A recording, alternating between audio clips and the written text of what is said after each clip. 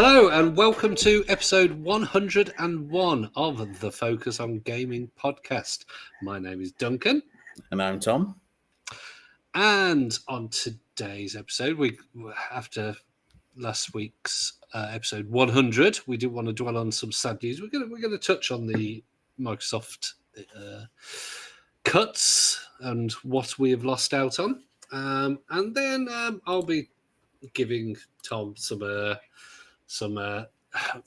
lessons in why the Mega Drive was better, but we'll get onto that later. Well, specifically, these. No, you don't have to say anything now, Tom, because obviously we know that I'm right. So, yeah. Or not. But no, we've reached episode 100, so because it's episode 101 now, yay! And not that we're bragging. Yeah, not that we're bragging, but yeah. Somehow we got to episode 100. I don't know how. Yeah, it's good. Yeah, Martin couldn't be with us tonight, but he died. He's dead again. He just keeps being dead. Can't help himself. Well, he does, obviously, because he gets better every time. I know. Oh God, could you imagine how awful it would be if he actually died? We'd be like, "Oh, Martin's died," and everyone would be like, and I'm like, no, he's really died. So we laugh about that, but let's hope it doesn't happen, and I'm sure it won't because he's a young, healthy man. Who's dead?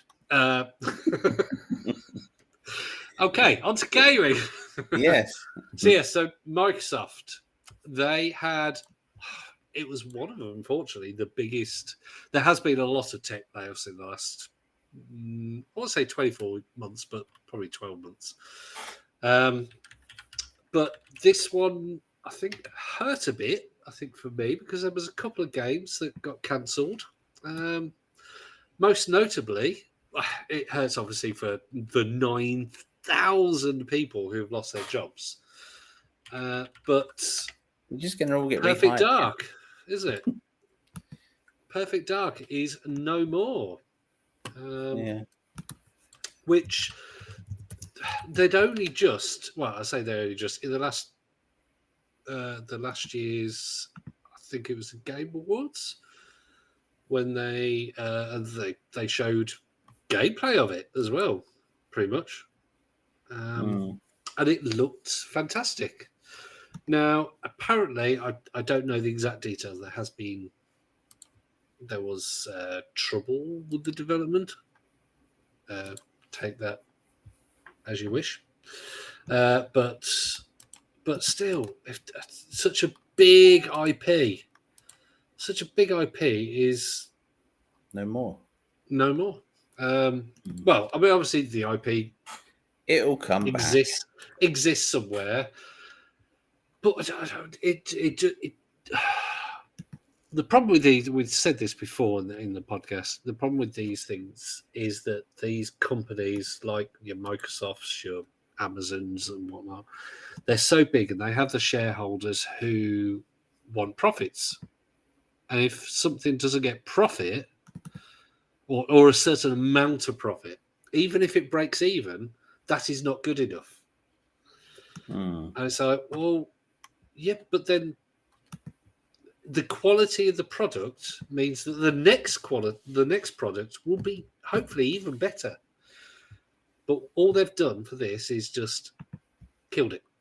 And this is what's happening amongst so many of the big companies, whether it's Sony, whether it's Microsoft, whether it's EA, whether it's Ubisoft.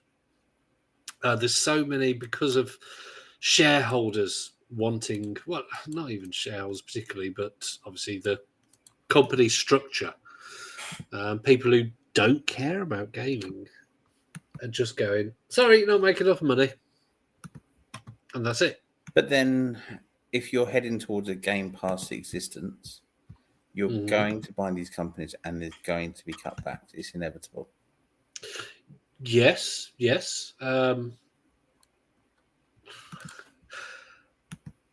I think the thing is you've got developers such as CD Projekt, who they are big budget they're not exactly a small company. They're not some indie developer, but they delay games. They go, well, this is they create something that is actually a product that they're passionate about, and this is the problem with things like Microsoft cuts that are happening now, is that there are developers that have a passion, and there are developers that have a passion for a game that they're creating. There's an artist who's really proud of what the art they've done on a level designer that's really proud of a level that they've got.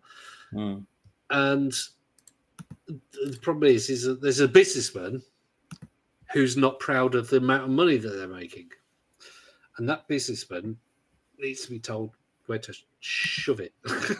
Unfortunately, we both know that it is a case of Game Pass is damaging the industry, and whether we like it or not, there's going to be cutbacks. But then this week we've had a developer that worked for Arcane saying that Game Pass is not profitable and won't be profitable.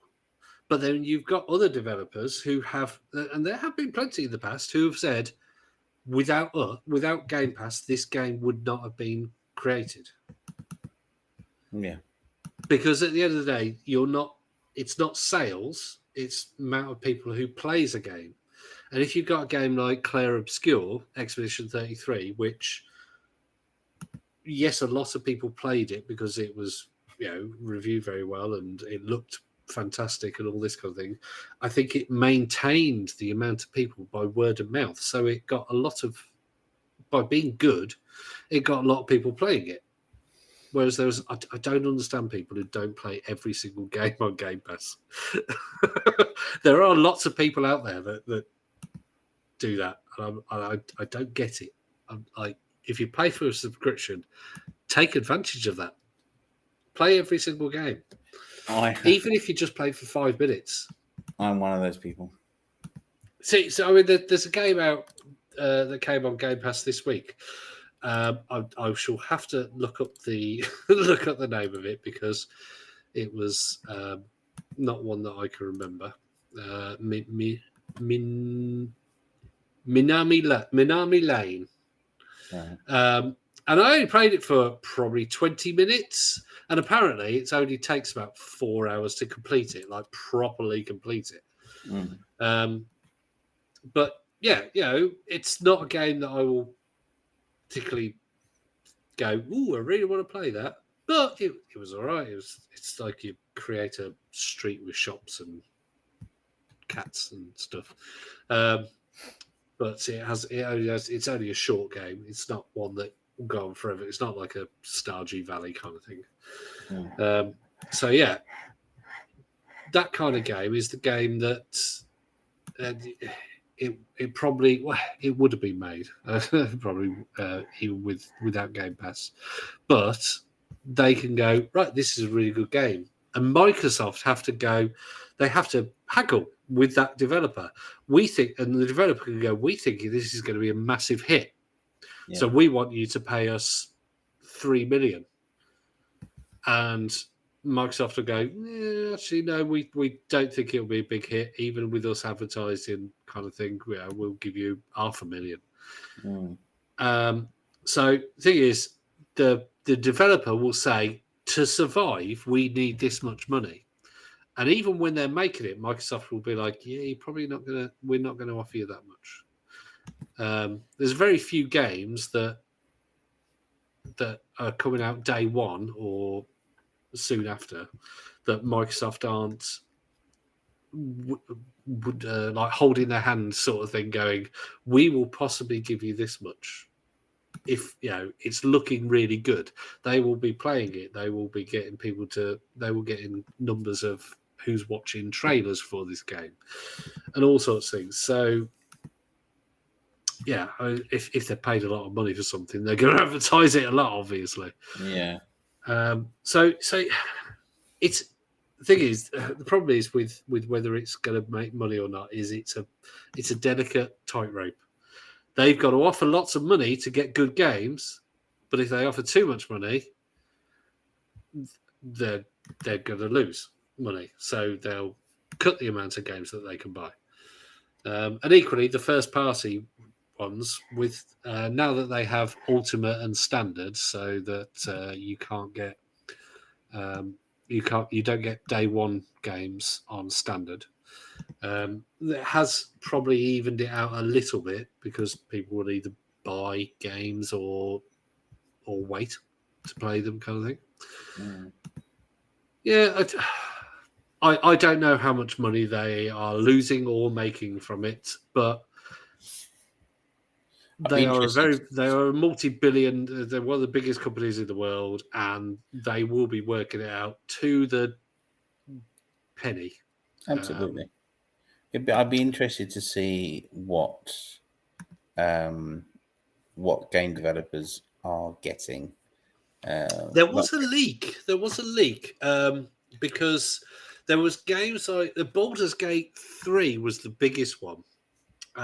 They were offered, I think, Baldur's Gate 3 and said no to it. Really? I think was it they said no, or was it they offered a small amount and Larian Studios went no. And then it came out and it was it was on PlayStation only for a while. So Xbox said no to Baldur's Gate 3. And then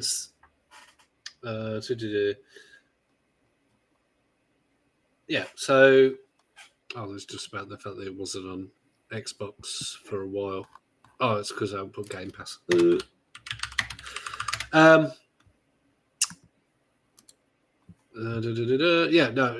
So it was in like one of these massive leaks that was released by some hacker group, and they were they offered a certain amount, or they offered it and said no, or they were offered Baldur's Gate 3 and said no, it's all right, we don't want to offer that much for this, and obviously it became pretty much one of the best games of all time. And it went from a game that they probably could have got from offering about $3 million to one that Larian probably wouldn't have taken $20 million. So they're going to miss games. But they're going to get big hits. Like Claire Obscure was one of the biggest scoops for them, I think, of Game Pass. I think forget their first party games like Starfield and whatnot. Indiana Jones, obviously one of the biggest scoops, but other than that, I think I still don't think it was as big as it could have been in Indiana Jones. It died a death really quickly. Well, this is the problem with Game Pass is that I think the one problem I do have with Game Pass is that it does devalue games. I, as I said, I'm somebody who plays every single game, even if it's just for 10 minutes, like I did with what's it called? Minami Lane. That's the one. Yeah. So playing every single game and only playing even full price, paying £15 a month, it does devalue it a bit, really, doesn't it? Yeah. I mean, if I'm playing 100 and something new games every year? No, not that many. There's not 10 a month, is there? Let's say 70 games a year. 180 pounds a year is equivalent to less than 3 full price games, and I'm getting 70 games for that. The value's there; it is worth it. But Game Pass is better than the PlayStation Plus. You don't get. PlayStation Plus has got better, but it still isn't quite as good. But you do get all the classics as well with PS Plus, but that's the premium. Was it PlayStation I can't remember. There's three, isn't there? Is it Premium, isn't it? That has all the classic games Yeah. that you stream. So, yeah. So, anyway, so Microsoft bad. Slap on the wrist. Stop sacking people. Give They'll people re-employ a chance. everyone under a different contract anyway within a month. Yeah, well, hopefully. And this is the thing: if somebody's good at their job, they will.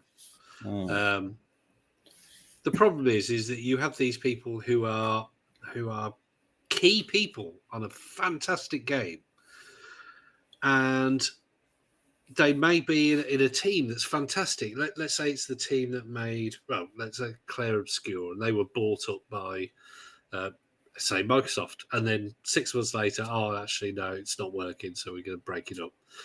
Then you've got this great artist that's going off to work for Ubisoft on a Far Cry game. It's like, well, that's a bit of a waste. Or you've got this great writer that has written a fantastic story, and they're going to work at a company that's writing things for Power Wash Simulator, which, although it's funny writing in that, it's not particularly epic, is it?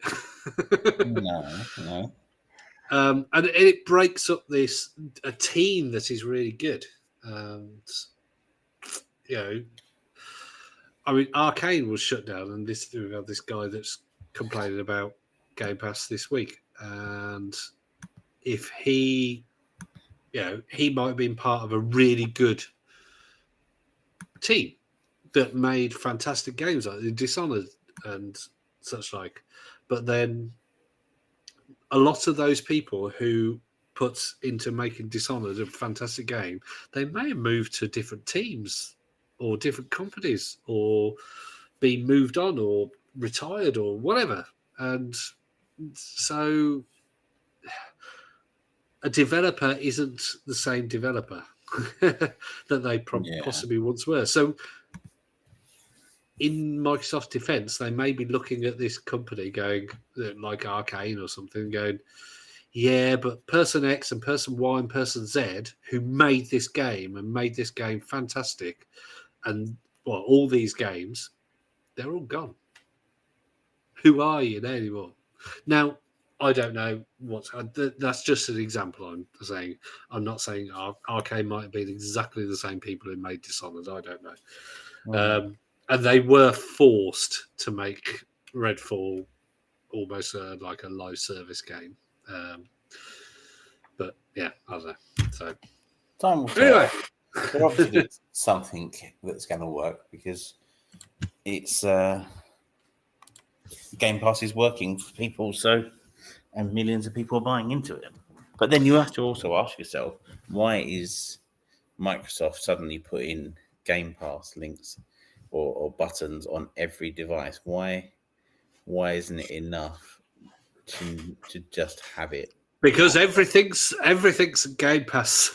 Everything's an Xbox. Sorry, that's their new logo, isn't it? Everything. This is an Xbox. This is an Xbox. This Rubik's Cube is an Xbox. Yeah. This random hat that's sitting on my desk is an Xbox. Yeah. So, but at the moment, the thing is, I am somebody that loves that because I have access to good internet. I have access to a few devices that work well, and I own a lot of games. So they're putting games that you own on cloud streaming, and I have Game Pass Ultimate. So I am somebody who benefits a lot from that. If you don't own a lot of games, and then you suddenly subscribe to Game Pass Ultimate, and you go, but then you only want to play, let's say, FIFA or EA FC, then you're going to look at it and go, well, this is rubbish. Yeah. But I might as well just buy EA FC, and then for the same price as 2 months of Game Pass. And so, yeah, it's horses for courses. If you don't like something, then it's probably not for you. Then, that's a valid point. You said you're somebody who doesn't play lots of games. that are on Game Pass. You will pick a game, and I want to play that game. Yeah, Yes. yeah. So why not buy that game? Or why not wait till that game is 6 months old and that £70 game is now available for £40? Seems Tends so to much be better. what I do. Tends to be Yeah. what I do. Or why not wait a year? Wait till it's £20. Mm. In terms of Ubisoft, sometimes wait 6 months and it's £1.99. Yeah. And I think that's also the good thing about the Steam Deck, because you can get these things quite cheap. Yeah, All that yep. games and stuff like that. So The Steam summer sale has just finished, so there'll be lots of people out there with new games. and there'll be another sale next week, which will be the week after the summer sale. No, it's finished now. It has finished now. What did I buy? I did buy something. Joe, what? I can't for the life of me remember what I bought. See, that's what the Steve Summers sale does. You just go, oh, that's really cheap. But I mean, there was RoboCop Rogue City. You could buy that on PC, and it was £4. I don't know. I presume it was possibly in the US $5, something like that. I got it for free. That was fantastic.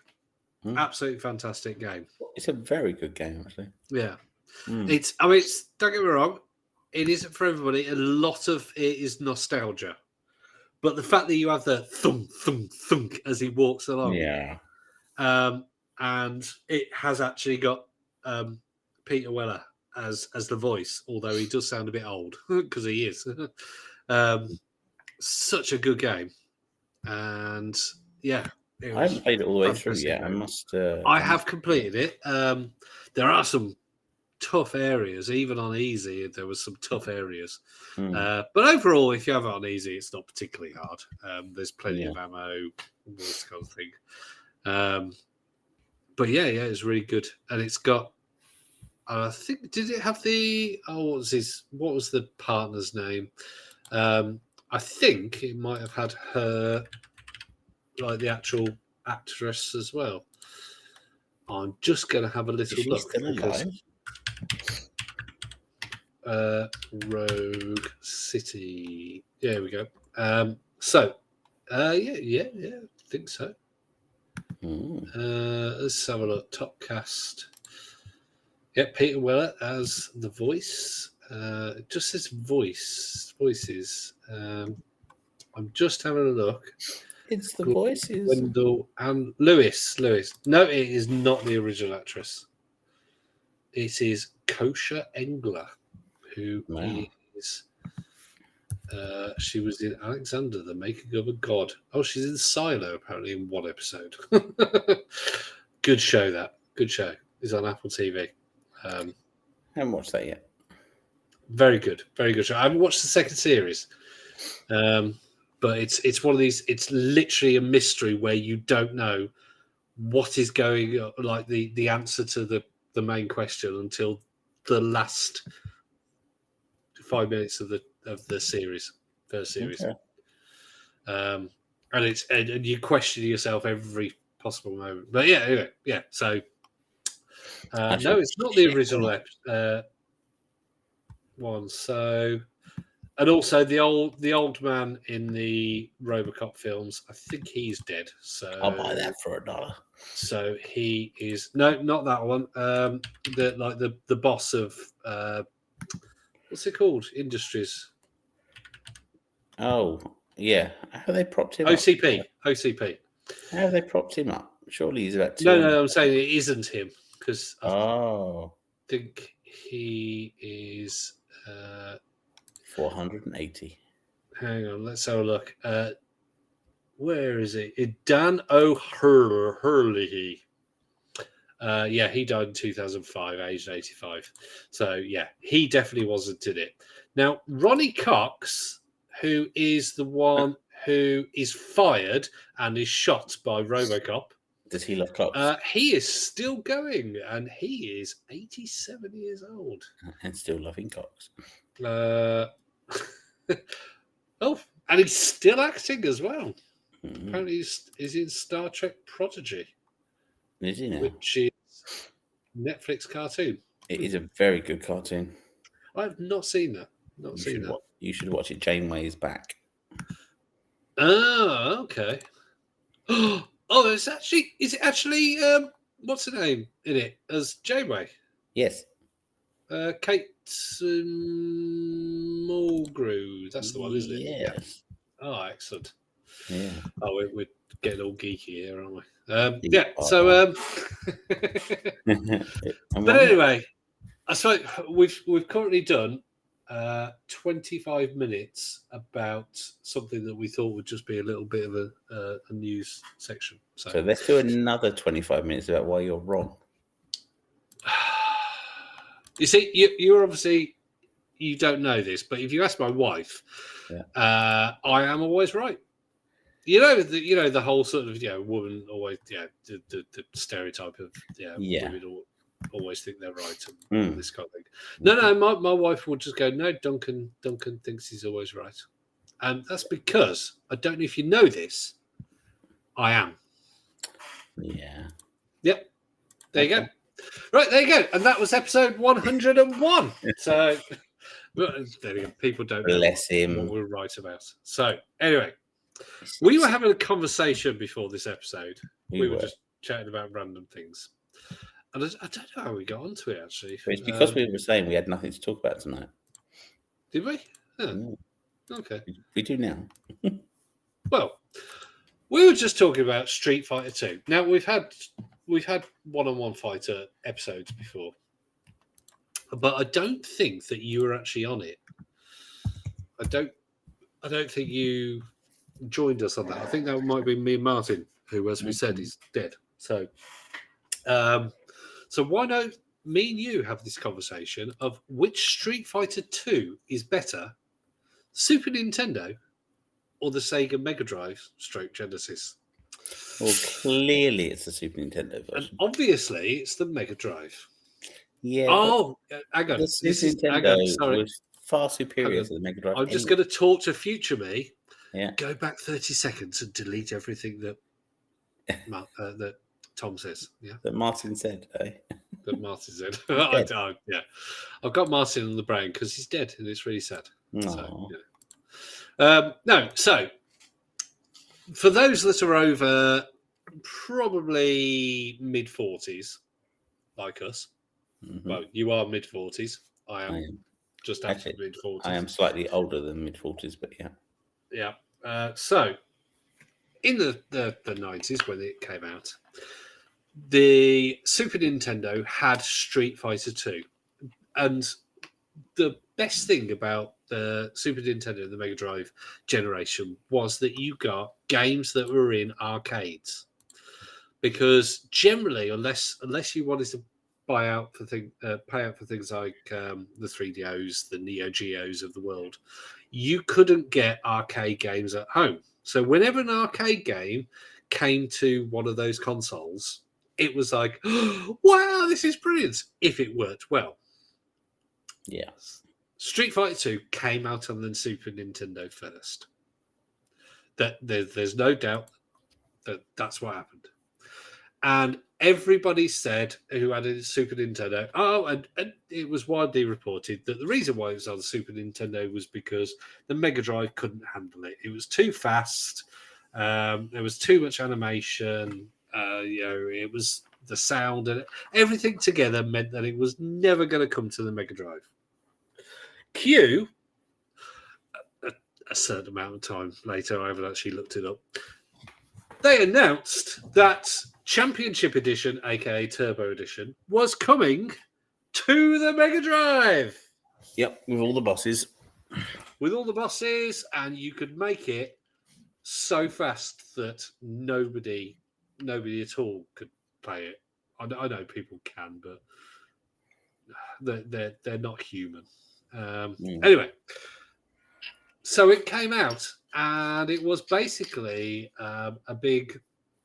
I presume that Sega, in some way or form, had got together with Capcom and gone, "We want this on our console."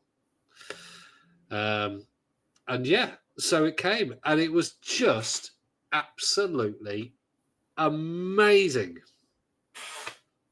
And there you go. It was better. So that's the end of the conversation. That was episode 101. Uh-huh. See, there's a good saying that says always be So, the so last why person to is it speak that you in the feel that the room. Super Nintendo version was better? Because Turbo Edition came out, or Hybrid Because Edition, or whatever. it's very simple. Because it was graphically better. The sound was better. The sprites were larger, more detailed. The backgrounds were more detailed. In fact, the backgrounds had more screen space as well. So when you were playing, the scrolling was better than Mode 7 graphics, which the Mega Drive couldn't do. Yeah, so, and take in mind, when you got Championship Edition, we got Street Fighter 2 Turbo Edition with all the bosses as well, which was also fast, superior, and included a Wasn't larger. Turbo Edition just Champion Edition with a different name? No, because it had a more superior graphics, and the cartridge had more memory on it. That was used to make it better, and the SNES was more powerful anyway. See, now I'm going by this is a forum thing, and I've read through the forum where people have gone, "Oh, you're wrong," and all this kind of thing. Mhm. And so, one thing that one person said that nobody argued with was that the engine, obviously, it would have to be obviously changed for each console slightly to work on each console, but the engine was the same for both. Well, the design engine was, but it was the amount of sprites that could go into it that were. No, yes, obviously, if you put the same engine on a Game Boy compared to a 5090 PC, yes, you're going to get a difference in quality. And the Game Boy had but they sprites. did cut back on. I think we've on our screens. Obviously, people who are listening can't see these screens. We have got a website that has got comparison of Turbo and Champion Edition on the SNES, the Mega Drive, and the PC Engine. Now, the PC Engine version, I can't really see much difference between the PC Engine version allowed version, it to be whatever. played portable, as well as on the console. It was the first version to have the bosses that it came out before the Mega Drive version.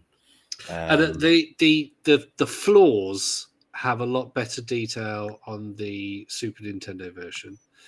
Now, the one thing, and the backgrounds as well. The backgrounds have a lot more detail, so I think they had to cut back the background.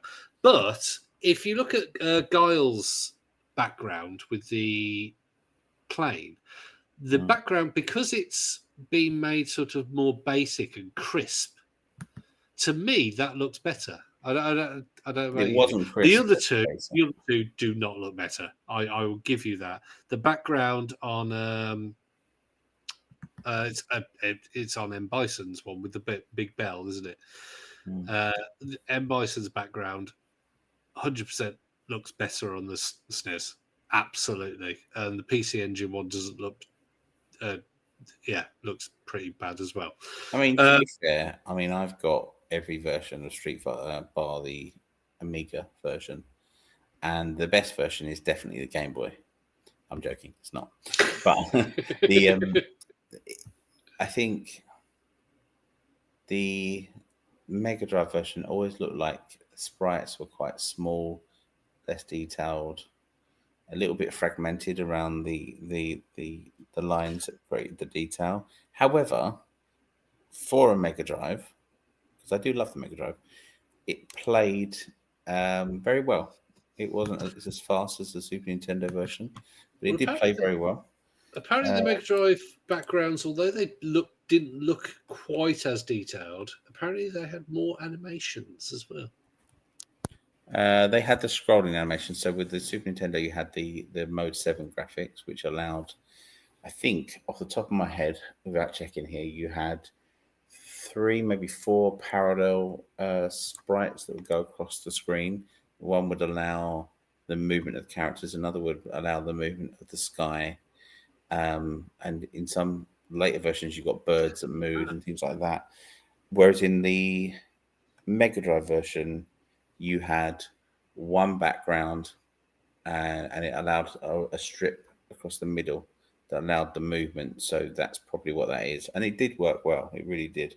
The best one was the Chung Li one where they're in the Chinese market and you had the chicken in the background flapping its wings, and then you had cyclists going by and someone else looking like they were jaffing off in the background. Um, as you did in most episodes, actually, most levels.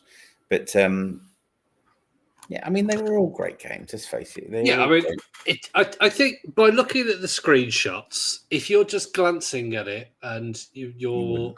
you wouldn't know that much difference.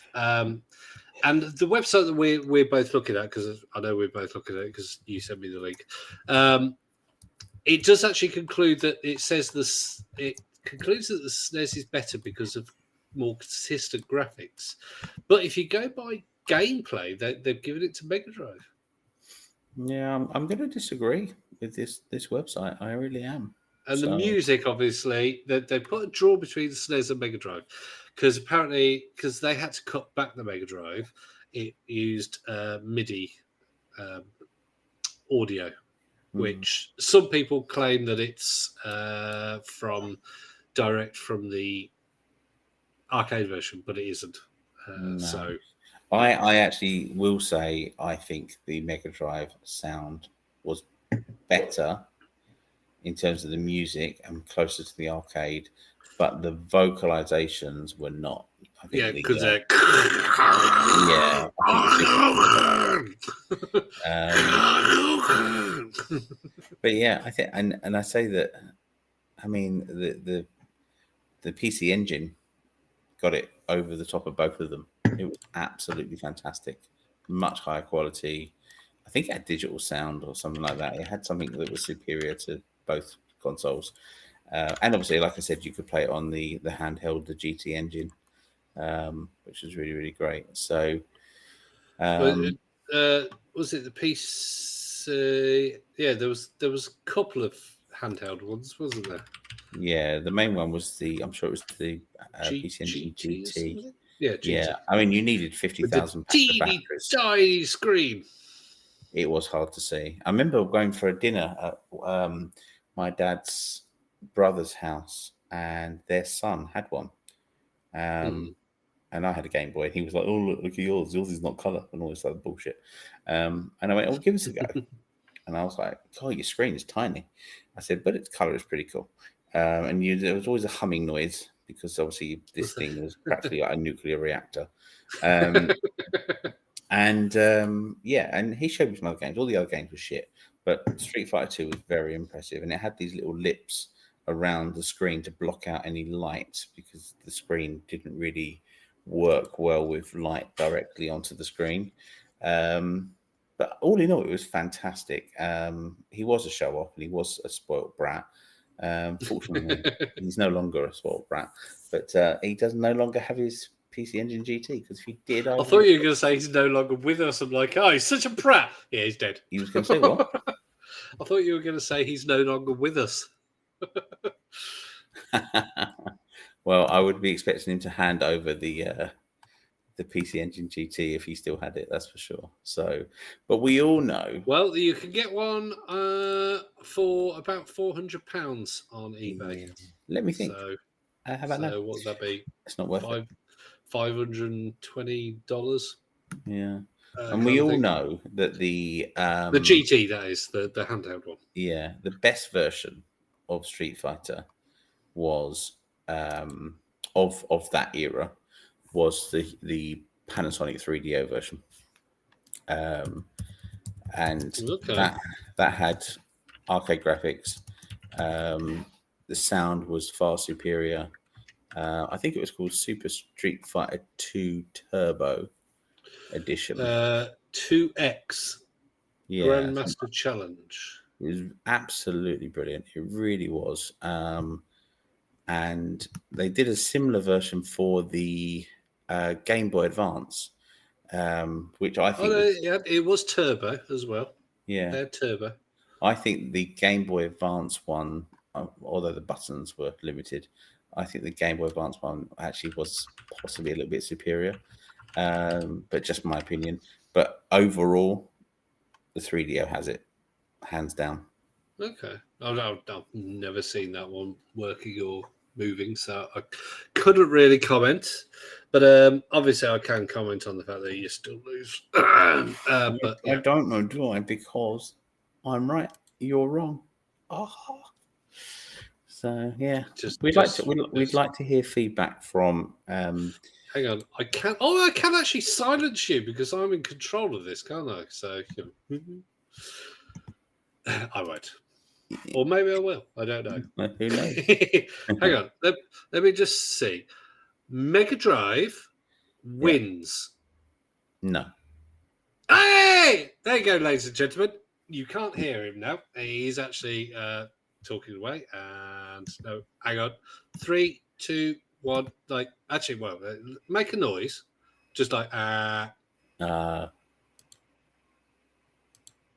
you're not making the noise because I muted you. You little That's cheat. No, you are unmuted now. Thank you. I'm sending you a video of the 3DO Street Fighter 2 for you to watch in your own good time. But I mean, they're both great consoles, and I mean, you want to look at other systems. I mean, believe it or not, Street Fighter 2 was released for the Virtual Boy as a homebrew, which was pretty amazing, and it was 3D. You had the Amiga version, you had the The thing is Amstrad. nowadays is that it doesn't matter which version you prefer, that you can emulate them quite easily. You can play it on a teaspoon while smoking crack. So yeah, I wouldn't ever say you should do that, but literally you Okay. But no, you can run it on a potato. Probably, I wouldn't be surprised if some. I think somebody. I did see a video once where somebody did actually run Doom on a potato, like using the potato as a power source. Doom on a potato. You could actually play it on an SPV. Yeah, it is possible to play Doom on a potato-powered computer. There you go.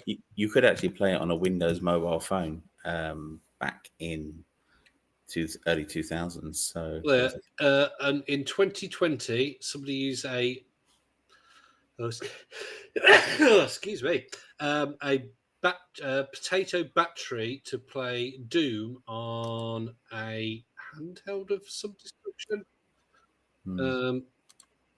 So yeah, there you go. Too much time on their hands. Raspberry Pi. There you go. Oh. Hey, sorry, say again. I said too much time on their hands. That's what it was. Well, people are doing anything for views now. Yeah. Have you ever played the Street Fighter 2 on the Game Boy? While telling you how great the Mega Drive is. I'm not going to do that. Just to clarify. Mainly because we don't do video. So. Anyway, so yeah, we have done. I mean, we've done 43 minutes so far. Proving you wrong. But. I remain confident in my decisions. I think as we said, we can be confident in the fact that I'm right, you're wrong. Everybody can emulate nowadays. Doesn't matter whether you play it on your phone or whatever. I mean, we could chat about Sinclair Game Card. Yes, we could. We could, and say our initial thoughts. There's a device that I had no idea about until Tom informed me of it. It is called the Sinclair Game Card. Now, you may know that name from the Spectrum days. Now, apparently, the designer of the company that makes it is the nephew of the great Clive Sinclair, who creator of obviously the Sinclair Spectrum. Now, it said on a description for me that it was a card, a store card, like gift voucher size, and I was like, that doesn't look like a credit card size. But what it means is, in the stores that you get these hooks that have a gift card on them. So they're a piece of cardboard and a gift card on the front of them, and you activate them at the till. It means that size, the size of the cardboard. Mhm. And yeah, so it's a very thin, a small sort of like a 3.5 inch, 4 inch screen. But the controls to keep it that thin, because it is millimeters thin, and also Raspberry Pi powered. It has now those that know the Steam controller and possibly love it, because many people love it. Some people not so much. It has two trackpads on the front, which are basically like a Steam controller style, but possibly not as advanced as the Steam controller. Yeah, and it's an emulation device. It does look quite fun. I mean, But it is an emulation device because it comes officially with 2 games. But it is Raspberry Pi powered. So I'm presuming that means that you can do what you want with it. I do believe you can emulate 8-bit games quite easily. Yes, there is there is a description where it's talking about RetroPie and all these kind of things. So you will be able to emulate on it, and it looks, yeah, like you said, it looks fun. It looks like something that, although we talked about the fact that you possibly put it in your back pocket, you might end up crushing it. But it's very thin. It could go slip in your bag. It could slip in your pocket. Oh, hello. Greetings. Shall we play a game? That's War Games. It was. Yeah, I love that That was film. weird. That was off That's a something you classic just said. film. Anybody that's under the age of 40 won't know that game, that film probably. But look it up. It'll show you how technology was in the 80s. That was off the back of something Putting you a just said phone, there. literally a phone on top of a modem kind of thing. I had that for the Amstrad. Mm. Mm.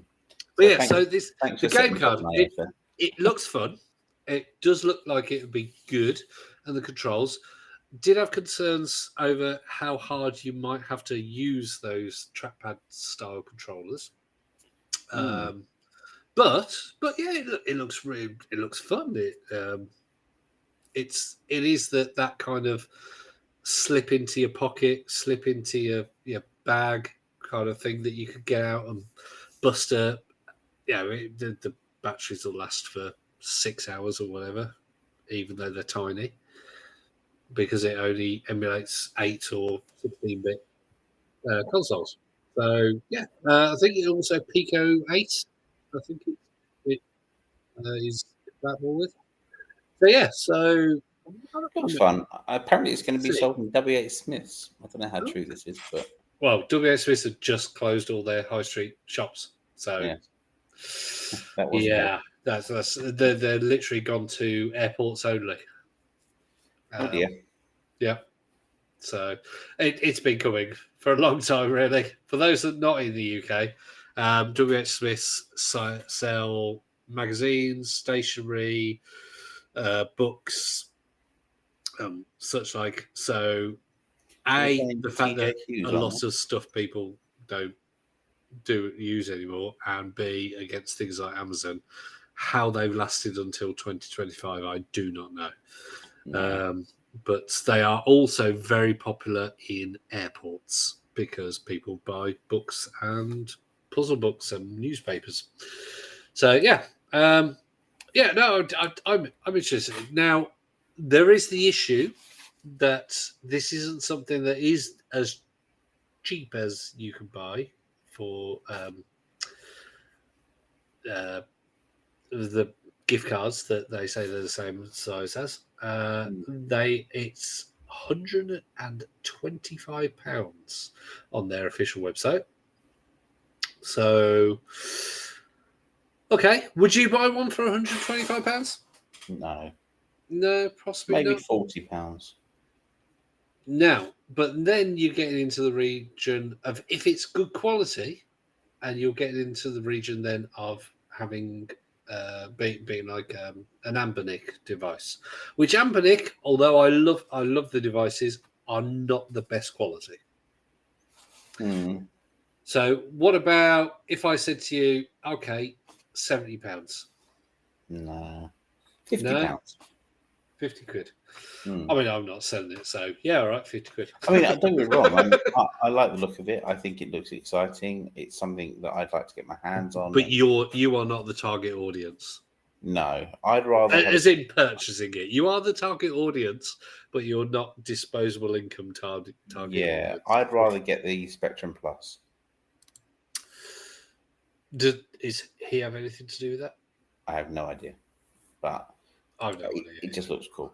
But it does look cool. Yeah, I'm all So prepared check it out. If you want something Yeah. that looks good and could be a good little thing, yeah.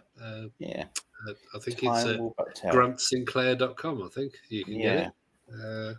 And hopefully soon, Along with his trike, that's £10,000 or $10,000. That does look very Tron-like. That does look amazing. cool. I mean, if I had 10 grand, yeah, totally. Whizzing down the road on that thing. Exactly, and in the history, obviously, of the Sinclair name, with being the C5, it almost looks like a reverse C5, and the fact that it's actually electric, you don't have to pedal. Yeah, so it looks like he's taken his uncle's legacy and gone, look at this, and everyone's gone, yeah, actually not bad. I bet that was quite easy to find funding for as well, based on his name. I bet people. Yeah, the fact that he can put Sinclair on it. Now, the only problem there is that it was a sort of a happy joke, the C5. Yeah. Because it didn't work very well. Let's face it. It's mostly... Yeah, it's mostly sort of one of these... It's a happy joke, the Sinclair C5, in the fact that it didn't work very well, but it was ahead of its time. Everyone loved it anyway. Yeah. If it was released nowadays with an electric engine, which, let's face it, that's what the trike is, it should be really popular. But the thing is, it was also meant to be a cheap form of transport. But then that's what Segway said as well, wasn't it? Segway was like, this is going to revolutionize transport in the world. All it did was kill the inventor. Did you know about that? The fact that the inventor of the Segway died? Yes. By falling off a Segway. Yes, I was fully aware. Poor sausage. Yep. So, oh no. Very sad. We still need hoverboards, like on Back to the Future. Well, they did invent those at I think it was the 30th anniversary, 2015. But there was one massive but. They had the area that they were used had to have the metal that was used as a magnet in the ground. Yeah, but you'd need that for all hover vehicles. You would need to have a layer of metal placed under the ground. I think it's like 2. Maybe if it was done on magnetism. I mean, if you could just have really powerful jets. And it had hydrogen, didn't it? It was hydrogen cooled. Yeah, because he had to put all the banana skins and cans and stuff into the... Yeah. No, the hoverboard that they made for the anniversary, the one that actually hovered. Oh, okay. Was it hydrogen? I'm sure it was called hydrogen. So all the steam or whatever it was coming off, all the vapor coming off, it was because water. It was cooled down and it had hydrogen in it, and it actually did hover. It was fantastic. But like you say, it was But then and self-tying laces, they are a thing there, and the self-drying jackets as well. Oh, with the fans in it. Yeah, yep. I love that. Excellent. But no, I did a lot of research actually on the hoverboard thing because years and years ago for a college project, we decided to make a hoverboard. So we had to just a tiny little thing, just whatever. We'll just make something that nobody's been able to invent. Yeah. So it was basically half the TV remote, I don't know, like a forefinger in length, and we had to find the strongest magnets we could get that were the size of 2p pieces. And like you said, we had to put a piece of metal underneath a piece of wood that was a certain distance, and you could create the hover effect, and it did work. And then you had to see how much weight you could put on it and things like that. And yeah, it was great. But obviously, you can't go around shoving metal underneath all the roadways and paths and stuff. So, but yeah, loads of people. In the future, these kind of things. What are they called? What is things are superconductors. Yeah, superconductors. That's the future. I think once they can work out how to make superconductors at room temperature, then we're in business. Anyway, So I think we're getting into science and focus on gaming tech podcast. Yeah, focus on science podcast. Yeah. Oh, there's the food for thought. But yeah, superconductors. That's the future. And once those very much cleverer people than me work out how to do that, Duncan's actually already figured it out, because that's how he keeps Martin alive each week and coming back. Oh, I wish I was that clever, because I wouldn't be doing a gaming podcast. I'd be making millions. Yeah, and I'd be chasing. I would be the non-dick Elon Musk. Yeah. And on that very, very controversial note, I think we're coming to the end of episode 101. We'll be back next week. I'll maybe throw a few bite-sized episodes in. Yes. Check out the Tony Hawk's episode, Tony Hawk's 3 and 4 bite-sized review. Basically, if you don't want to listen to like 2 minutes, get it. It's good. It's a non-rambling version of us. You don't have to listen to us for an hour. You just have to listen to us for 2 minutes. Oh, sounds like heaven. Yes. Right. Like, subscribe. Thank you, Tom. It's all right. And you? Check out our social media. And www.focusongaming.co.uk. And we will see you next week. Yeah. On that note, it's goodbye from him. It's goodbye from him.